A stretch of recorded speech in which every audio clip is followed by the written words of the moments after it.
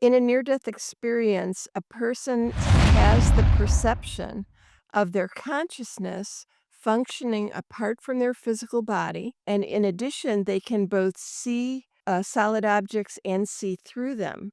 So, like, I would be able to not only see the wall behind me, but see through it to what's happening on the other side. Movement is at the speed of thought. So if I am thinking, gosh, I wonder what my sister's doing right now, zoom, I'm there with my sister, observing whatever she is doing. The laws of activity are somewhat different there. And in the presence of the light, a lot of times people have a life review. They review and re experience, usually every moment of their life, but experience also being every other person with whom they interacted. I experience how I've engendered pleasure or pain in other people. And when I've engendered pain and I experience what it was to be on the receiving end of my own actions, usually people are very regretful. But they say that the being of light does not judge them. Usually, they encounter um, some border or some entity stopping them, and the border, they have the sense that if sometimes they're actually told this, but other times they just sense that if they cross this border, they won't be able to return to physical life. If a person was married at the time of their NDE, they're at greater risk of divorce. And the reason is we also know from research that, when two people are married, they usually have fairly similar values. If one of the people has a near death experience, their values are going to change. And if the values diverge, the people are likely to divorce. Many near death experiencers come back from the experience saying that the meaning of life is for us to each advance in our capacity to love and also to acquire knowledge. So it's all about loving and learning. Near death experiencers, almost to the person, completely lose their fear of death because they've experienced the first moments of death and they know that their consciousness is going to continue. So what I want to say is,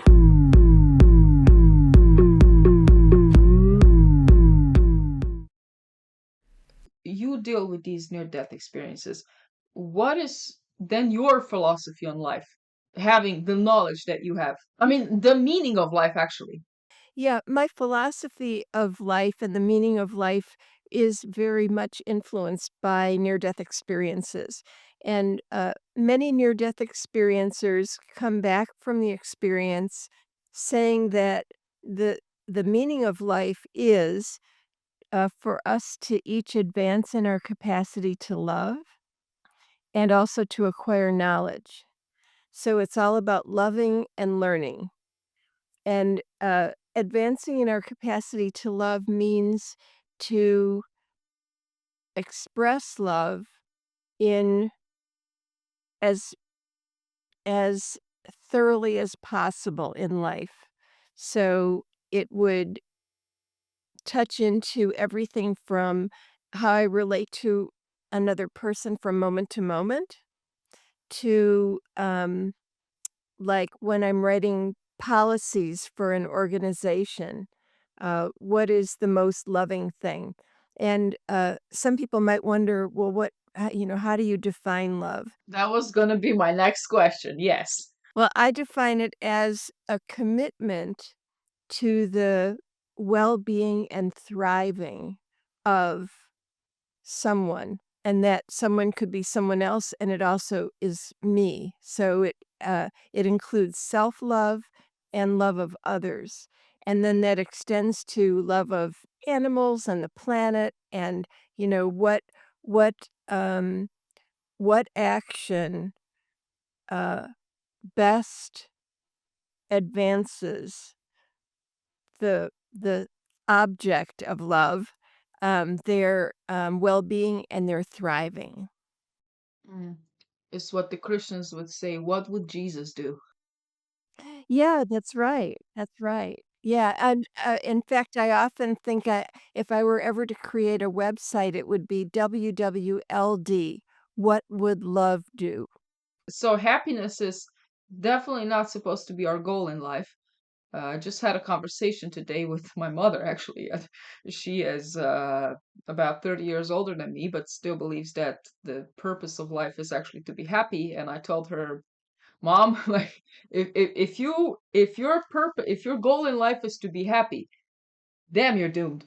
Because the tragedy is gonna come sooner rather than later. And if you're playing a losing game here, you're doubling down on something that's never gonna, I mean, if it comes, hey, that's the best thing ever, but it's not the goal. It's really not the goal. It's you need something that makes you get out of the bed in the morning when times are tough. I think that's what we really look for. And love does that, actually. So love and knowledge, yeah. Mhm. And I actually have 2 responses to what you've just said, Erska, because, um, I uh, for a long time, I've, followed the philosophy that happiness is not a destination, it's a way of traveling. So, happiness means that I approach every situation with as much, um, joy, compassion, um, meaning, and so forth as I can, and so that covers both when the circumstances are pleasurable or when they're distressing. If I'm approaching them with as much happiness as I can, that's the most that I can do. And the other thing is that actually some NDEers get the message that one of our purposes in life, one of the reasons that we're here on earth is to enjoy what we can of this life. And so it's not exactly the same thing as happiness, but it's to savor what we can of this life. So that's another message that people bring back from near death experiences. Yeah, that's very well said. As it relates to that, I was always kind of um, in dilemma about whether or not I should be. So knowing that, should I be optimistic or should I be pessimistic about my life? And what you said that the joy is in the journey. And as it relates to optimism, I decided to be optimistic about the goal and pessimistic about the road there. So what I want to have happen is gonna happen. I know that. I'm very optimistic, but I am very pessimistic about the way of getting there. You are one of the leading scientists in the field of near death studies. Ah, hell. Let's start with something basic and boring just to lay the groundwork for people. How do we define a near death experience? When do we say someone has had a near death experience? Like, what actually happens? I'll start by saying that those of us who are in the field have not really agreed on a definition. So I'm going to give you my definition, which is that in a near death experience, a person has the perception of their consciousness functioning apart from their physical body, observing the material world, and or observing and interacting with beings and environments not of the material world. So, what there are usually 5 big major aspects to a near-death experience, and no, I don't know if there might be some people who've experienced all 5, but you don't have to experience all 5 for it to be a near-death experience. It's really the 2nd and the 4th that are pretty defining of near-death experience, but I'll get to that. So, the first thing is that the person may have the perception of their consciousness leaving their body, and when they do, it can be that their consciousness just lifts out of their body holistically, or it might come out of the chest or the top of the head or the toes. It varies from person to person how they perceive their consciousness to leave their body. Then the second aspect is being usually in their consciousness in a position above the body, usually looking down on the circumstances surrounding the body. And if that happens to be that the body just went into cardiac arrest and the person is in a hospital, they see all of the resuscitation activities, and they can later recount who did what, who said what. So the perception from this position is very lucid and very clear. And the nature of perception in this state of perceiving the material world is what I call normal plus. Normal means that um, your navy blue top is going to look like a navy blue top. The picture of the lion behind you is going to look like a lion.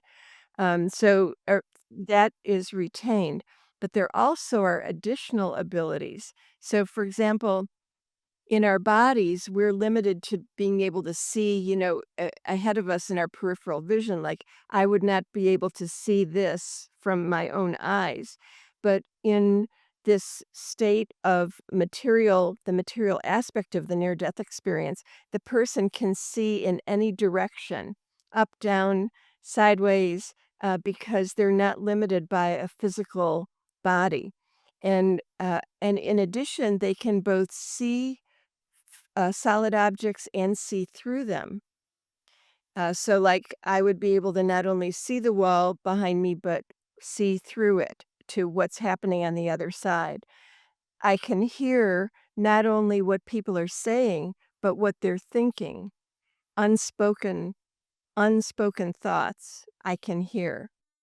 And I can move through solid material, like I could move through the wall to the next room, or move through the ceiling of and all the floors of a hospital, let's say, and get out into the sky above the hospital. And um, movement is at the speed of thought. So if I am thinking, gosh, I wonder what my sister's doing right now, zoom, I'm there with my sister, observing whatever she is doing.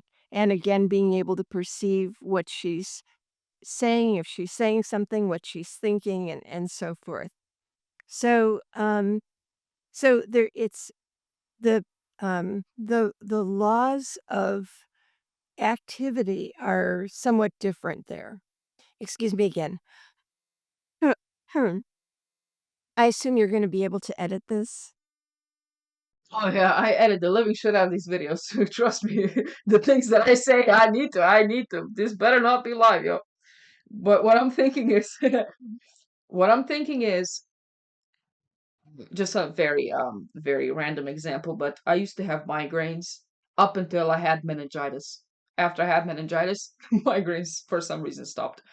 And I'm thinking like, could near-death experiences be something in your brain unlocks the powers that we as humans already possess, but are limited by something for a purpose of not living in chaos. You know what I mean? Because, like, for instance, if I see the color red, we agree that this is red, but that's because we're both humans and we see this as this color. You ask a shark and he doesn't see it as red, they see it as white, and we don't know whether or not this is actually the color. Do you know what I mean? Or if I have, let's say I'm in front of me, I believe there is nothing, but that's because my senses are limited and I cannot see, hear, feel, smell nothing. That's why we agreed that there is nothing. So our near death experience is something that unlocks some capability that we already have.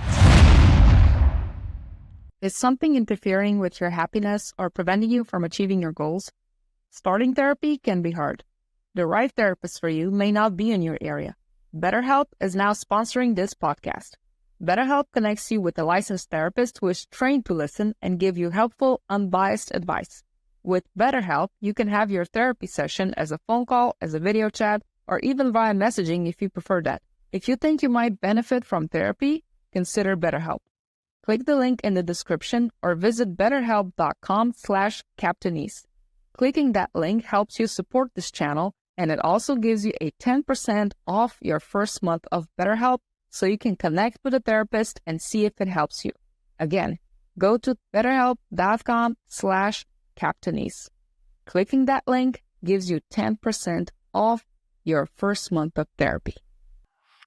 Yes, I do. And in fact, I would say that uh, of the people in the field of near-death studies who have, obviously studied these phenomena very closely, that's the conclusion that most people come to, which is that we have um, much more our consciousness is capable of much more, but our brain limits us.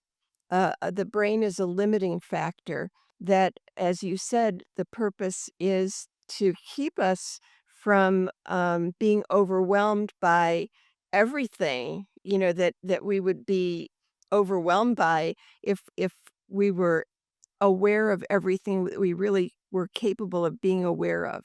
And near-death experiencers say that. They say that when they return to their physical body, that they feel like they're being compressed into something smaller, that when they were out, they were more expansive, and they had these abilities that once they return to their physical body, they don't have anymore. So, so absolutely, the way that you've characterized it is the way that most researchers in the field have the conclusion most have come to. So then, after this material aspect, there's often a transition between the material and the transmaterial domain. Transmaterial meaning not of the environments and entities that are not of the material world.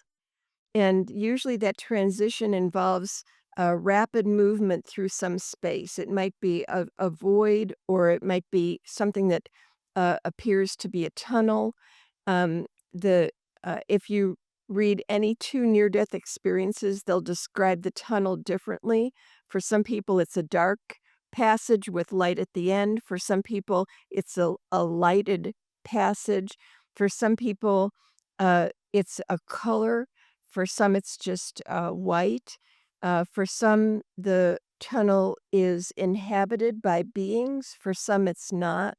And but most typically, the person moves toward a light, and the light is for most people the entry into the transmaterial domain. The light is bright, very bright, and yet it doesn't hurt their quote unquote eyes, because they don't really have eyes at that point.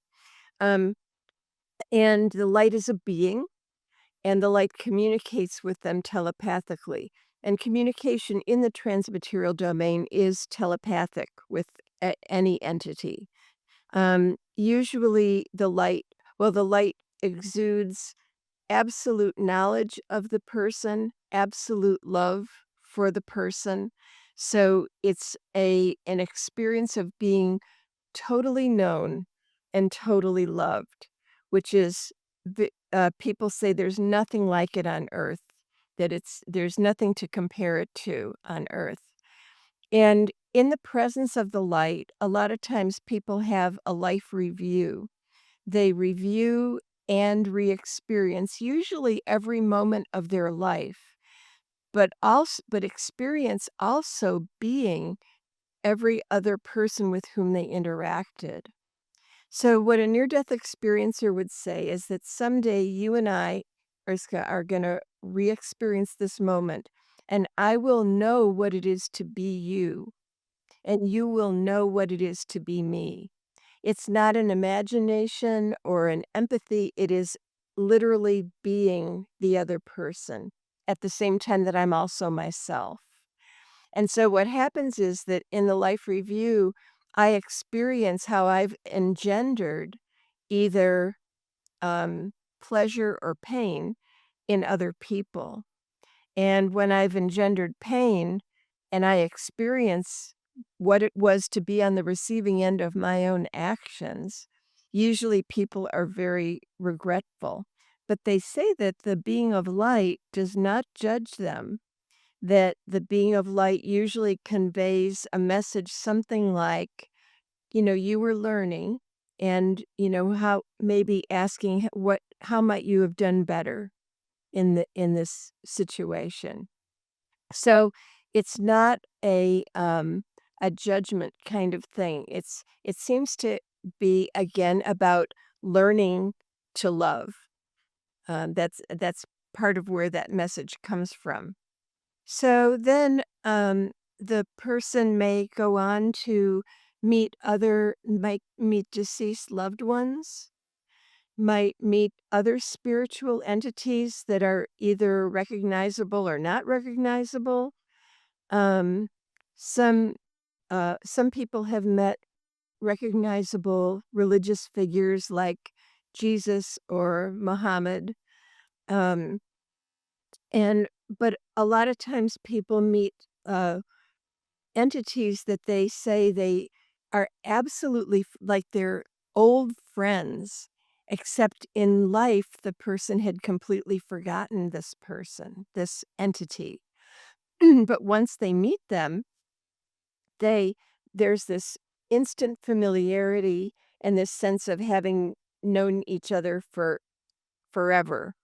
And this being usually accompanies the experiencer through other experiences. Like they might, the experiencer might find themselves in a preternatural environment that's very much Earth-like, but with all these additional features, like every blade of grass has consciousness and every object is lit from within.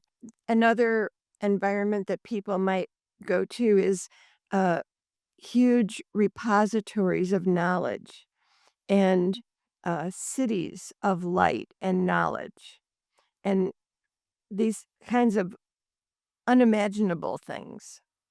And then at some point, the person either just suddenly it's like they're in the middle of the experience and it just cuts off and they're back in their body, or more usually they encounter um some border or some entity stopping them. And the border, they have the sense that if sometimes they're actually told this, but other times they just sense that if they cross this border, they won't be able to return to physical life. Um, if it's an entity stopping them, the entity usually will say, and this could be a deceased loved one, like one's beloved grandmother or um, a friend, um, or it could be a spiritual entity who says, you have to go back, it's not your time. Now, sometimes people are given a choice and they can choose whether to stay or in this transmaterial domain or return to physical life. And whenever people choose to return to physical life, I've never seen a case that wasn't that the person thought of at least one living person whose life would really be um, harmed by them not being there. In other words, this person needs me in physical existence. And the moment the person empathizes with that living person who needs them, they're back in their body. Now, sometimes people, and this brings us to the fifth. So, just to summarize, the first aspect is leaving the body. Second aspect is the material aspect, perceiving the material world. Third aspect is a transition between material and transmaterial. Fourth is the being in the transmaterial domain. And then the fifth is returning to the body. Some people perceive their consciousness returning to their body, and other people are just suddenly back without recalling how they got back into their body.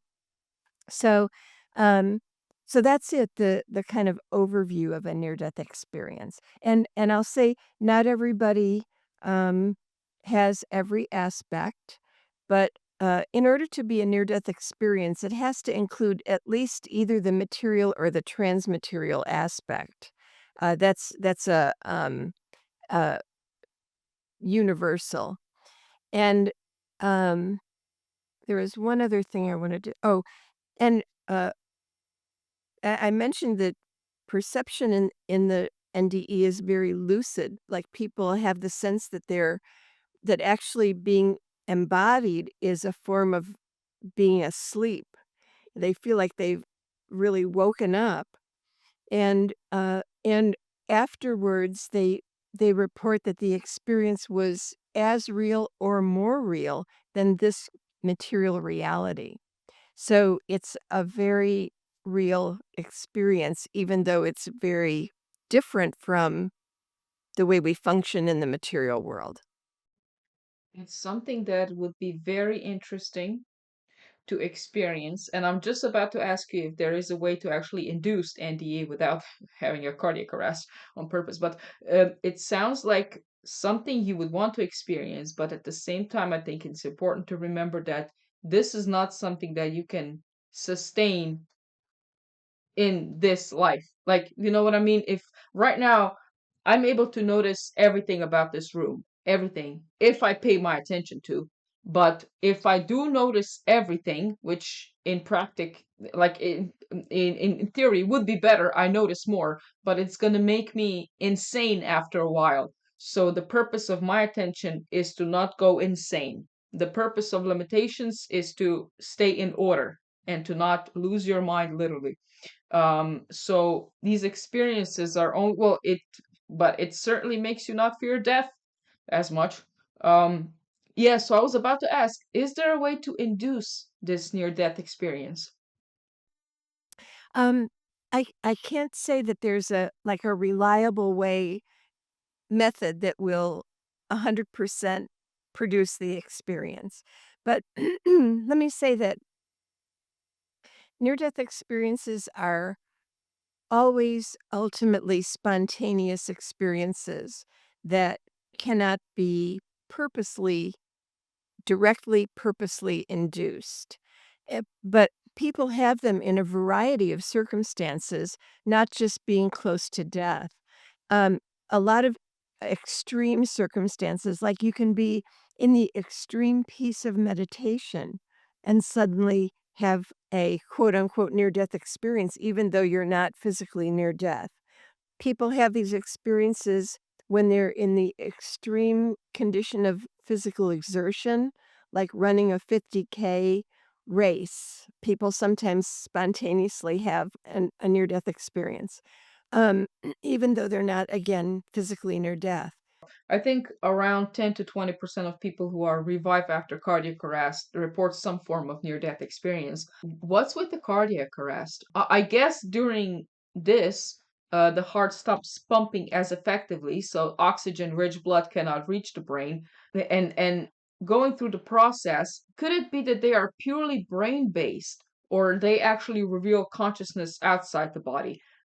Because they are described as spiritual, and me personally, I would describe them as spiritual actually. But there is some scientific explanation, like oxygen deprivation or temporal lobe activity or endorphins and neurotransmitters, right? So the brain can actually release the chemicals that create euphoria or this out of body sensations, right? And we also know that the reduced oxygen to the brain can trigger hallucinations or tunnel vision.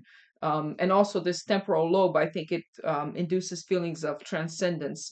But it's not real. It's more of a hallucinations. But then again, some near death experiences actually report verifiable observations while the person is clinically unconscious, which is still a mystery. That's right. So you're right that there have been lots of materialist attempts to explain away near death experiences. First of all, NDEs are very different from hallucinations. Um, for one thing, after hallucinations, people look back on the hallucination and they go, "Boy, that was so like I was out of my mind." After a near-death experience, the person looks back and says, "That was a real experience." And there are many other aspects that differentiate near-death experiences from hallucinations. Now, regarding the different theories, like you mentioned, reduced oxygen to the brain. But there have actually been studies where they're monitoring people's brains and monitoring their oxygen level, um, through a cardiac arrest and resuscitation, and they find that there's no relationship between the level of oxygen in the brain and the presence or absence of a near-death experience. So some people have reduced oxygen to the brain and have an NDE. Some have reduced oxygen to the brain and don't have an NDE. Some people have their oxygen level is never reduced and they have an NDE. Some people, their oxygen is never reduced and they don't have an NDE. So there's no relationship between oxygen level and the presence or absence of a near-death experience. And that's true of every theory that's been put out that there isn't any reliable material correlate to near-death experiences. And what I like to say is our answer to what causes near-death experiences is heaven only knows. We just don't know. Yeah. Um, but we any explanation has to take into account something you referred to, which is veridical perception in near death experiences. And that's where the person, after their NDE, they report having perceived things during the NDE that, based on the condition and position of their physical body, was impossible to have perceived, and also could not have been deduced or induced from anything the person knew. So, for example, um, a woman is in surgery, it's abdominal surgery. She unexpectedly flatlines. Her heart stops beating. After about 3, 4 minutes, they succeed in getting her heart going again. They finish the surgery and she goes into post op. Now, the whole time, her entire body was covered. You know, they tape your eyes shut to keep your corneas from drying out. And then they drape everything except the area that they're focusing on. So she was completely draped and she was completely anesthetized and she was dead for you cardiologists tell us that within about 20 seconds of the heart stopping, the brain, uh, there's no more detectable activity in the brain. So her brain was offline, and here's what she reported. She said that when the machine uh, did the alert that her heart had stopped, she said she suddenly was conscious because 'cause she'd been unconscious for the surgery.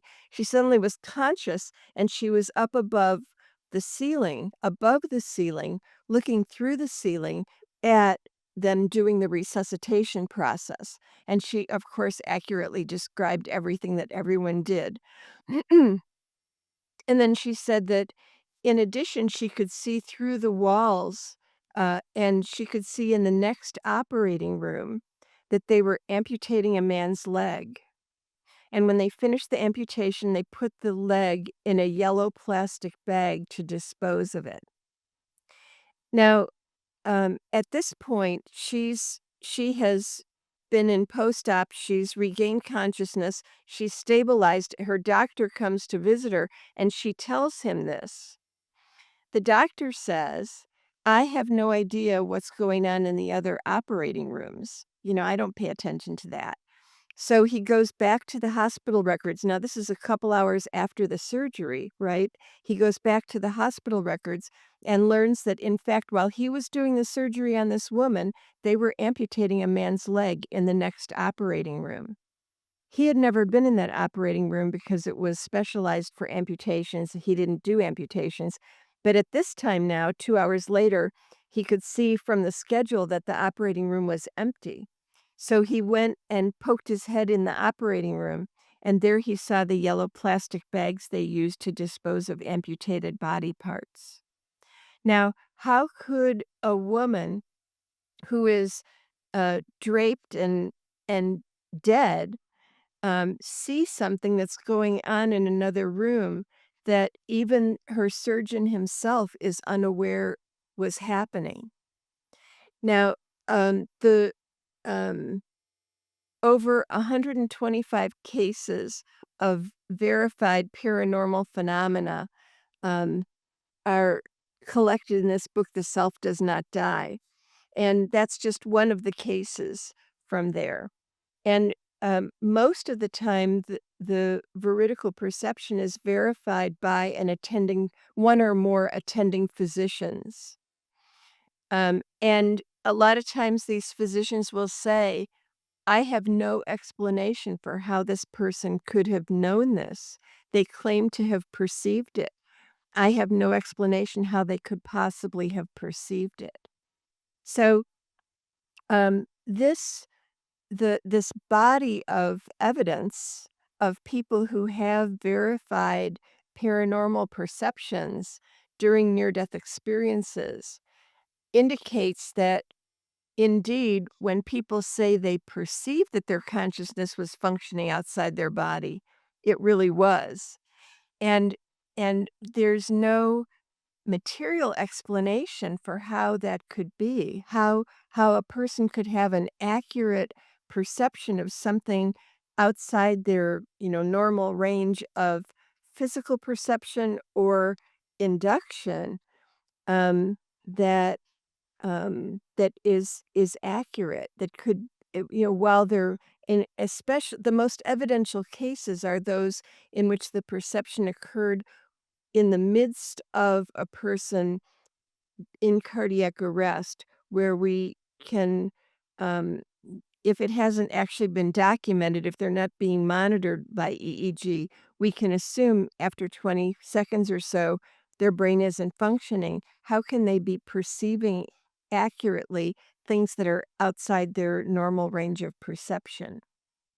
So that's the big challenge to any materialist explanation of near-death experiences. I mean, the ability to perceive outside the normal range of perception or through induction or deduction, um, there's just nothing in any material, theory that would account for that.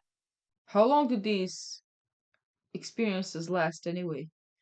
Because I know, well, you said that the person has um like a like a story play of their life, right? Like the whole life. But we know that even from dreams, the subjective duration feels long, like hours or even years. But objective experience can probably occur within seconds to a few minutes. And I also know that in some cases there were people being misclassified as dead and even taken to the morgue before people actually find out that this person is still alive or they woken up. So how long does this last usually? Well, one of the things you just alluded to this is in the near death experience itself, people report that time either sped up, slowed down, or lost all meaning. So, and it's uh, typical for a person to say, I had this experience that felt like it lasted 3 days, but I was in cardiac arrest for 3 minutes. Or conversely, it can feel like it was 5 minutes when they were in a coma for 5 days. So there's no, correlation to earthly time. Someone was on the Joe Rogan podcast and they were talking about their experiences taking either DMT or something else, but when they took it, they had a years long experience living a life, having a family, enjoying their job and everything else. And then they woken up and they just realized that these years actually did not even happen, that they had a few hour trip. Or not even a few hour, maybe it's even less than an hour, but their subjective timing was years. Yeah, that's gonna mess you up. That's right, that's right. Um, and, to go back to your question about is it possible to induce the experience? First, I think we need to go back at some point to the question about whether you really want to. because of the after effects of near-death experiences. But whether it's even possible, there are um, some strategies that can increase the possibility of having the spontaneous experience. And one that I know of is the use of ketamine assisted therapy. And I know this because I experienced it myself. I did 3 sessions of ketamine assisted therapy. And in one of them, I had an experience that when I rated the experience on the near-death experience scale, it rated as a definite near-death experience. So there are ways that people might have one more likely, but it isn't a guaranteed thing. It's still relatively rare. Hypothetically, what type of problem would you need to have in order to receive ketamine therapy? Well, in all I can say is in Texas where I live, um, it's legal as long as the person has some intractable problem. In other words, a problem that like um, some kind of pain that no medication has been able to manage, or the depression that has not responded to psychotherapy or medication. So there has to be some kind of problem that has been you've tried to treat it through normal means, it's not working. The person's life is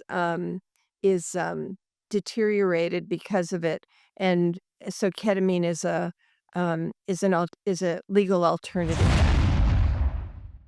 You guys in the US have a debt that has grown to 1 trillion in the past 3 months, while your economy only grew by 5.5 trillion in the past 3 years. How's that one for you? I can offer you a degree of safety against inflation. You can now be less miserable about the prices, which seem to always rise more than expected, as the inflation just won't go away. Look, the government isn't going to take care of you, so forget the protests and do it yourself. Take matters into your own hands is what successful people do. I decided to help my audience shelter their assets and diversify them into gold, which is something that has always been used by the rich to preserve wealth throughout the history. Birch Gold Group makes the process straightforward. They can help you convert your existing IRA or a 401k account into a tax advantaged physical gold IRA without any of the out pocket costs. Just text Captainese to 989898 and receive their free info kit on gold IRAs that is packed with insider information on how gold and silver can protect your savings. I've checked out their references before partnering with them, and their endorsements include Ben Shapiro, Jordan Peterson, and Ron Paul, and I trust these people. With an A-plus rating with the Better Business Bureau, Gold now has 5-star reviews and thousands of happy customers. Birch Gold Group is the nation's #1 gold IRA provider. To learn more, text Captainese to 989898 and claim your free info kit on gold IRAs. You also have the link in the description below. You said there are some long-term effects. Does it produce some paranormal abilities? And are the long-term effects always positive?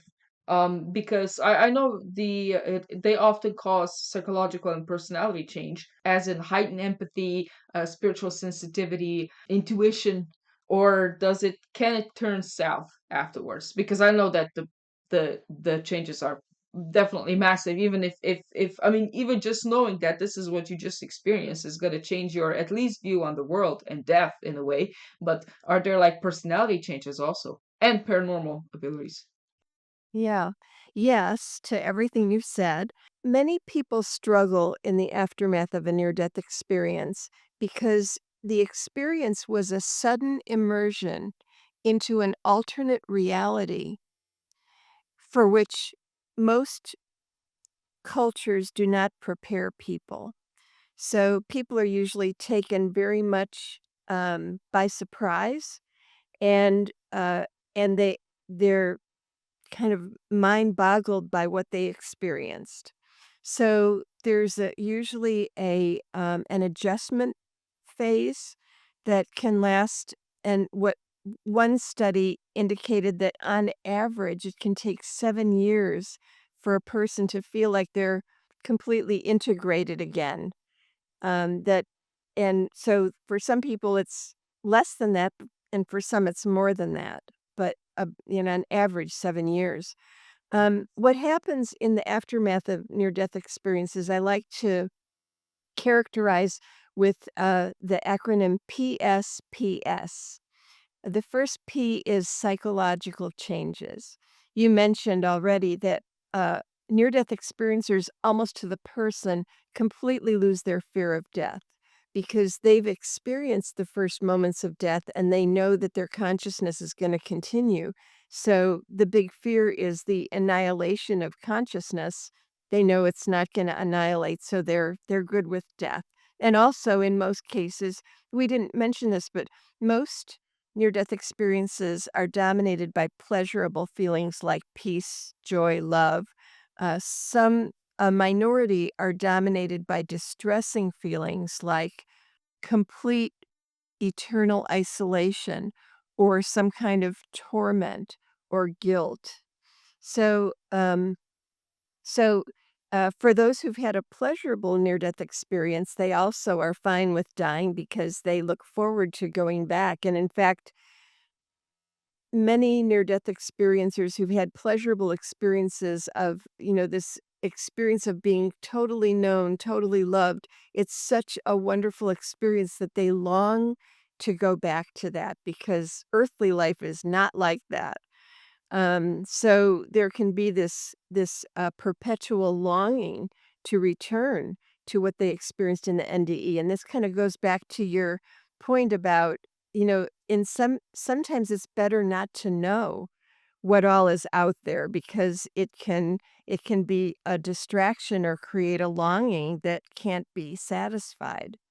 So back to the psychological, people become less materialistic, less concerned about accumulating things, less concerned about money, and more concerned about the well-being of others and the planet and themselves.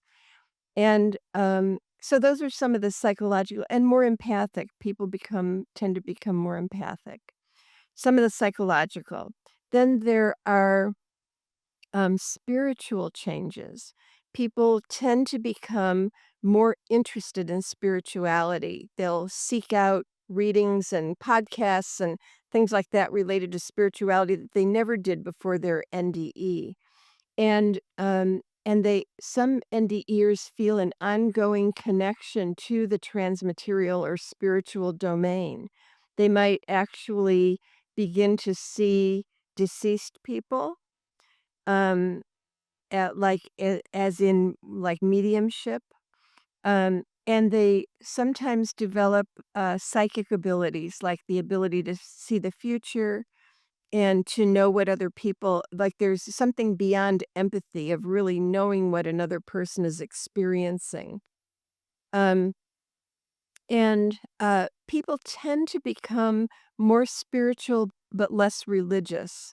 Usually, NDErs find that religion is just too small to explain what they experienced. So they leave organized religion. They're not against organized religion. It just doesn't work for them anymore. Now, there are some people who become more involved in organized religion, but most people become more spiritual, less religious. Um, and then the next P is physical, and people change physically. They report that they a lot of times need less sleep, that their appetite changes, the kind of food they want to eat changes. Some near-death experiencers become vegetarian because of empathizing with animals. But not all do, but there's some trend in that direction. And, and they become more sensitive. So, they only have to take half the medication as before their NDE to get the same effect, like, they're just more responsive and sensitive to medication. They become sensitive to things like electrical fields and can sometimes tell when an electrical storm is coming before there's any, it could be a couple of hours before there's any um, indication from the actual environment. Um, so becoming physically sensitive, also sensitive to smells and more allergies, um, that kind of thing. And then the final S is social. So you can imagine if the person, and a lot of times when people awaken from their whatever the circumstances were of their that in which they had their near death experience, they feel immediately transformed. Um, and there also are transformations that manifest more gradually over time. But in any case, here's a person who psychologically, spiritually, and physically is different than they were before their NDE. Those changes are going to reverberate in their social world. So people change friends, they change jobs, moving into jobs that are more service oriented. Um, they change organizational affiliations, and, um, there's and we know that if a person was married at the time of their NDE, they're at greater risk of divorce. And the reason is, we also know from research that, when 2 people are married, they usually have fairly similar values. If one of the people has a near death experience, their values are going to change. And if the values diverge, the people are likely to divorce. Once in a while, the other partner already had more NDE like values. So when this person has their NDE, their values converge, and those people continue in their marriages happier than ever. But that's the minority. In most cases, and it's because of the values of, especially in the Western world, valuing materialism and fame and accomplishment and all those kinds of things. Um, Most people um, end up diverging from their spouse or their significant other, and the relationship ends. I also will tell you that I've never known so many divorced couples where the one of the divorcees helps the other get remarried. And, it's like it's a whole different mindset. They're not divorcing with acrimony and all that kind of stuff. There's just this realization that we just don't fit anymore, and I still love you, and I wanna help you be happy. Yeah, and it's coming out of empathy. You need to marry another person, not as in please marry another person. Yeah, I'm wondering about people who have, let's say, anti-NDE values. NDE values, I like that phrase. Not just people with anti-NDE values, but people who are corrupt, people who did war crimes, killed, did fraud, scammed, have a lot of something that should be guilt, but maybe they don't even feel guilt. What can these people expect out of these near-death experiences? Have you studied people who feel, you said, an enormous amount of guilt in near-death experiences? What happens to these people when this switch happens in the brain where they get to have a whole nother perspective and get all these empathy from the people that they've hurt, and there are plenty. Yeah. Well, one case that Bruce Grayson talks about, so this was his case. I can't claim it as my own, but it was a man who worked for the mafia, and he had executed many people, and then he had a heart attack. He had a near death experience. He experienced being each of those people, and also all the people who their death affected, he felt those people's pain, the pain of the loss. And so when he came back from his near-death experience, he left the mafia and he became a high school teacher because he couldn't kill people anymore. obviously. And there is another well-known case of Daniel Brinkley, who was um, an assassin for the U.S. government. He was trained to kill the enemy. He was like a sharpshooter and that sort of thing. And later after the war, he was at home one day on the phone, a physical telephone, a landline, and lightning struck, and it came through, and it struck him. He was struck by lightning. He was electrocuted, and he had this profound near-death experience. He experienced being each of the people he had assassinated, and also, again, everybody who was affected by that person's death. He felt their pain, and obviously, he it isn't that he felt guilty because, again, there isn't judgment, there's just a resolve never to perpetrate that kind of harm again. It's a and it's not a it's not a logical decision. It's an organic transformation that the person, knowing now what they know, they cannot perpetrate that kind of harm again. Now we don't know what happened. Oh, I'm sorry. We don't know what happened to people like Hitler, but if Hitler had a life review, imagine being every person for whose death he was responsible for, and how that death affected, all the people that they loved. He might still be going through his life review now. Yeah, that'll turn you into ashes, no pun intended. It's also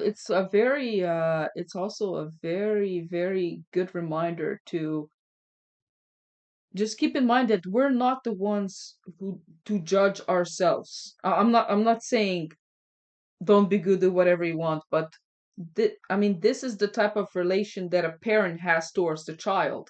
They want to discipline them, but they're not holding grudges. It's not the end. It's seeing something better in them despite all the ways that they screwed up in, right? Like, it's not up to us to decide from now on I should be guilty. It's up to whatever that we experience in near death experiences.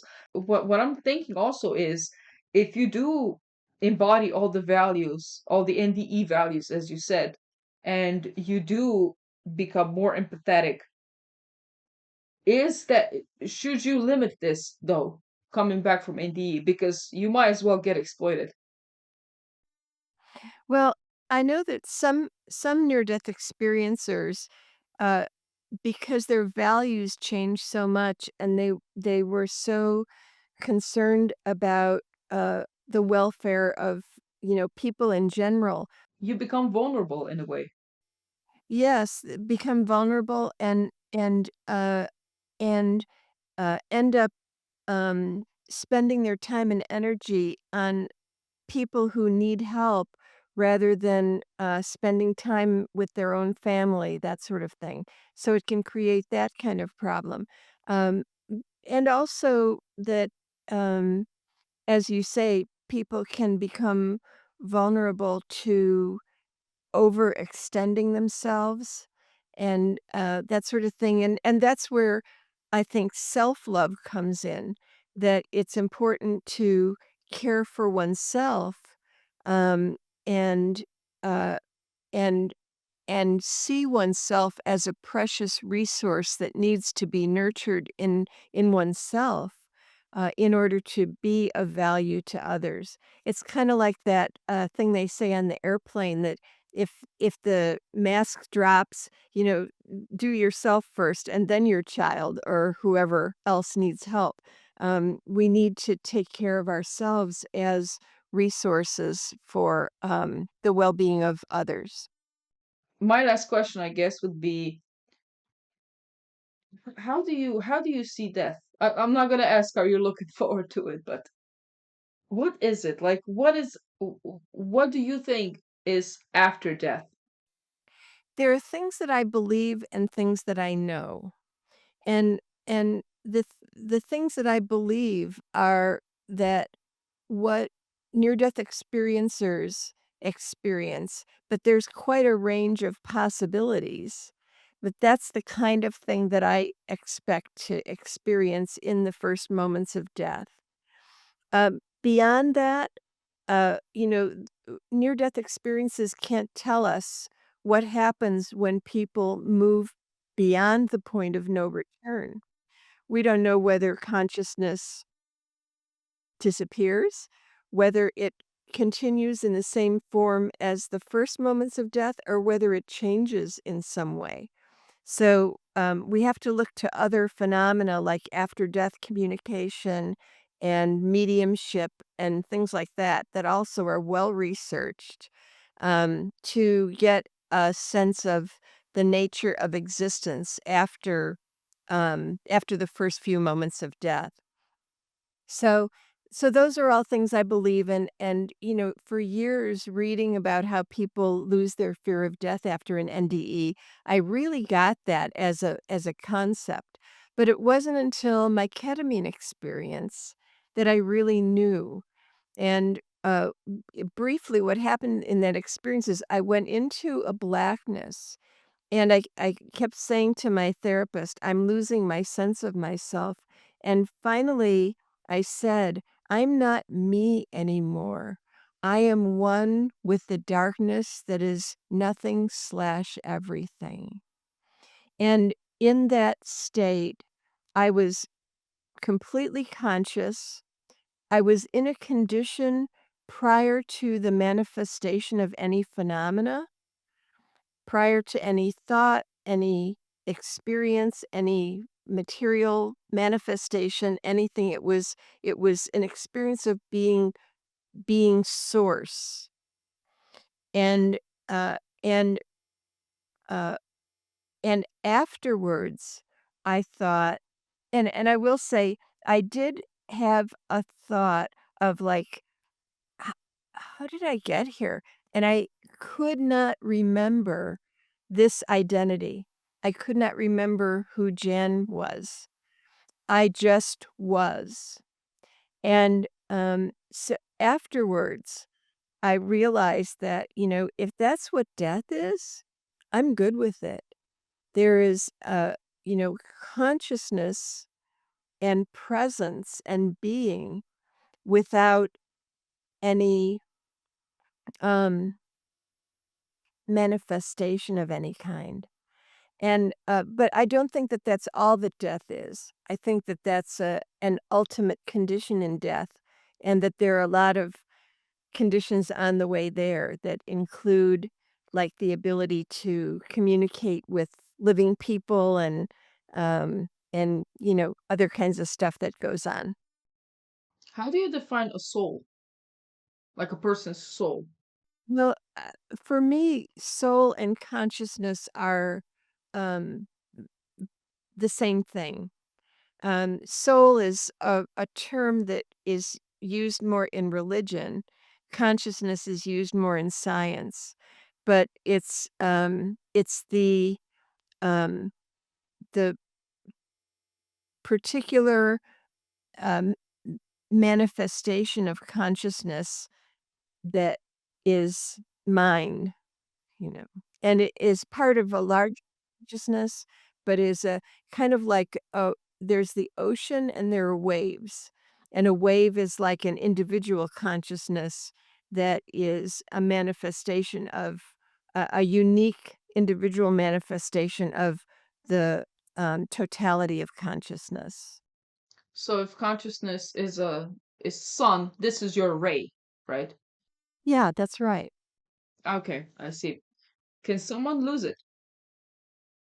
And anecdotally, can someone lose it? Anecdotally, I know someone who was recently telling me about his experience with he had like a very an event that really affected his life ever since. It was something horrible that he did. and he said he feels as if ever since he lost his soul. I'm going to say that I know that it is impossible to lose one's soul. It's very possible to be alienated from one's soul. And when he says he lost it, what I perceive is that he feels profoundly alienated from his sense of who he really is. All right, man, that was a good episode. All right, now tell us, where can people find you? Well, I'm if anyone wants to contact me, my email address is jan.holden@unt.edu. And that UNT stands for University of North Texas, UNT. And I have a website, janholden.com. People can contact me through that as well. Yeah, so those are ways. All right, thank you so much for being on the podcast. Say that, but I do know this.